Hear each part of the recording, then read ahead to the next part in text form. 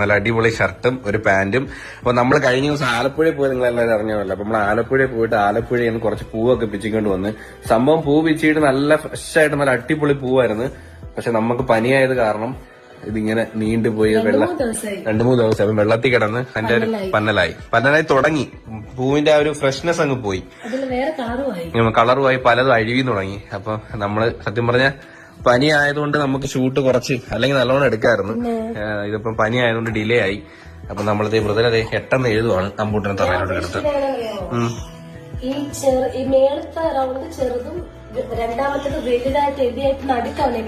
നടുക്കവന് കിടക്കാം. നടുക്ക് കിടത്തിയ അലമ്പും. പക്ഷെ അവനല്ലേ ആള്. കാരണം ഇപ്പം തന്നെ എന്റെ കയ്യിൽ നിന്നിട്ട് ഒന്നിറങ്ങി വിളയാടിയൊക്കെ ഉള്ളതുണ്ടോ അവന്.